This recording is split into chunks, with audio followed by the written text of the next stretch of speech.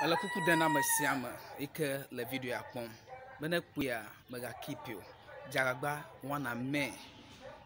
like me share, especially me YouTube channel la.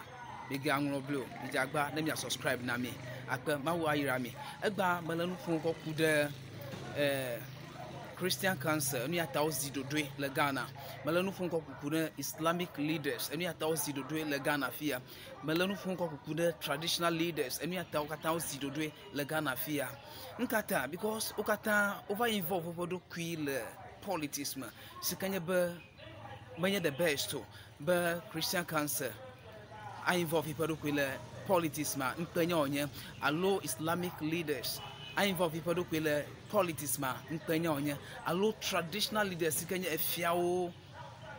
I involve people kwi le politics ma. Ekata mpenye onye nkata. Elebo play a role as neutral people. Malaba wade party adaka ji allo akofodo kwi akofodo political party adaka mo. Daka ani aba join be political parties so ofle leaders yo kata ofle Christian Council ofle Islamic leaders ofle traditional leaders so kata go enya nu vala fudan ko na mama vagade amasiam duma roya ka leba play na bubu adaka krama vala Christian Council jo bubu adaka vala Islamic leaders allo traditional leaders so jo bubu adaka kra me vala jo no nya bola nu fum allo dia ona council wa agbanya allo adronya na agojela wa amaraka me na bubu because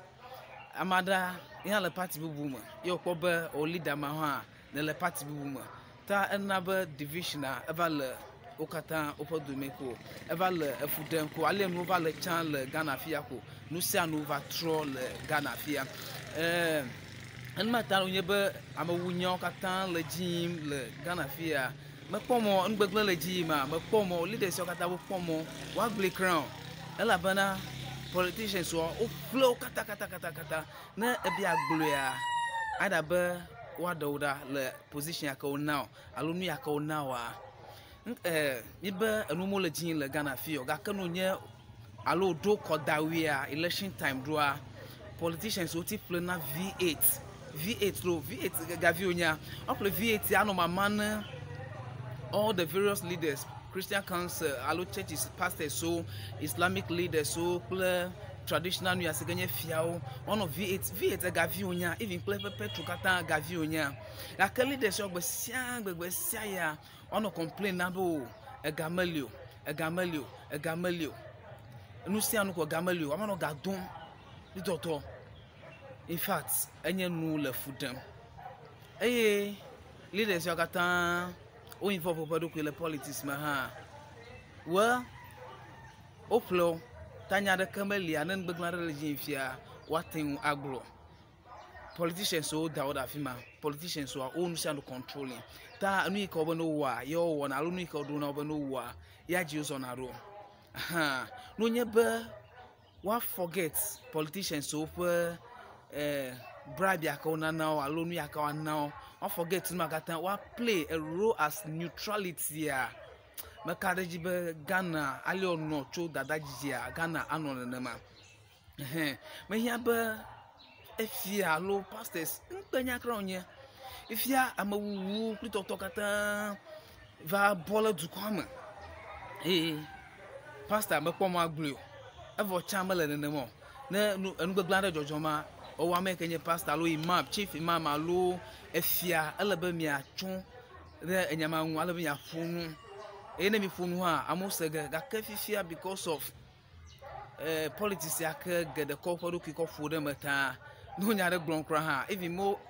enyare kamalo si no glo mati gboglogo enyake na glokra se bilo susukra mala emo ha because politicians so damina fima politicians no ngbegble katan legin le Ghana fia o no le wom ameke dauda fima no na no ma mati gboglogo amawu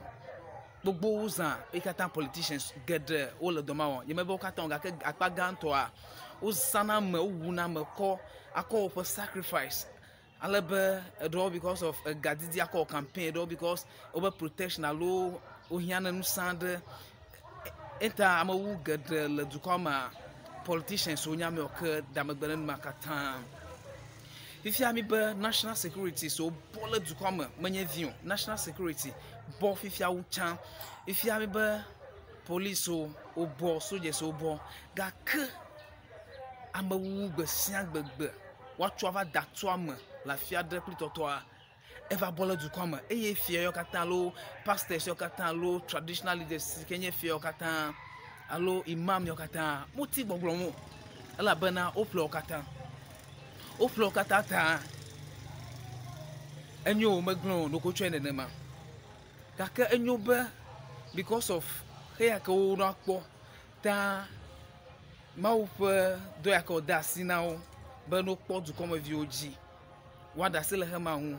ako fo to akodara nyi first fo do mo to alo he ka akpo ade ko to kumeta wada sele no sia no ne ma na politicians on plama ikata goma sesede goma sesele nu ya nwa ta be bienye be Ghana mi ma alo mi va fa ta le kana le va ya cho time ye ke alo eyi ya ke Dr. Kwame Nkrumah ko Ghana va ya afi anu sia no na ke be gala ne mo nu sia no va tro kan ke le Ghana to kwama la fi ya ko in fact onye be galamze pitoto katana no ji onye be national security so kra won involve obodo ku national security is ya ke president alo politicians o ko dare in charge be no ko nu magbo onye be on top politicians o kra amolo si wona galamze le bebe pitoto alekoti oga a stop e aleke watian wo atonu makatanu no onye be politicians on to obi le fighting against galamze alo le fighting against corruption on to involve amolo si o le galamze won to national security so le because ni cho medizio roughly 1 week in year ko soldiers over le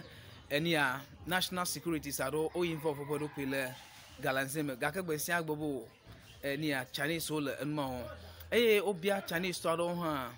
Chinese to global Ghana to no blame Ghana to ela bana menye yoko ona yo nia anyigba be you know onu ya yo ha o call machine call ta anye partnership yo wo menye be no ko chole China kwa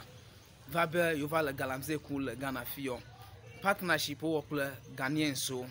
ona wo anyigba alo na o tefe be wo enua gold alo sika la fi ala yo ha call machine ko nka yo ko okokwi yo no mama ta partnership ye onye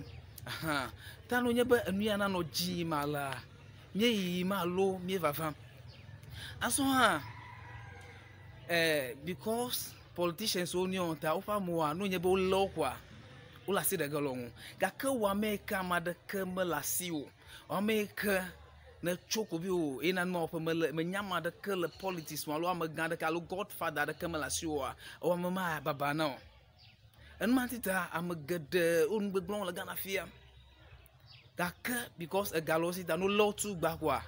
wa charge ko hega o da silon egba no alocho nkeketon ko da silon gaka me kra mada kamelesi o wa dama ma mo amado kron o le innocent gaka o dama mo kata emo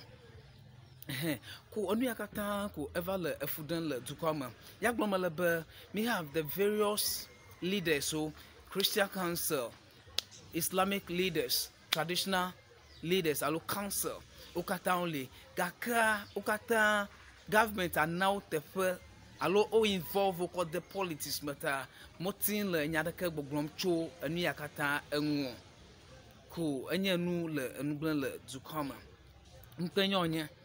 Ben onye be government be gameli ni akokpo chinyagbo, akokpo mogbo akokpo jonya fe gbo a akokpo ga call v8 menye v8 gbogbo san flem call leaders onam e gamade makokpo chinya fe gbo alo makokpo jonya gbo alo akokpo emo gbo a mi afa mo kranye empenya emo yoke agbemanuku alo nye major road kran gboto zona mo to dia tana accident kata everbo le dukoma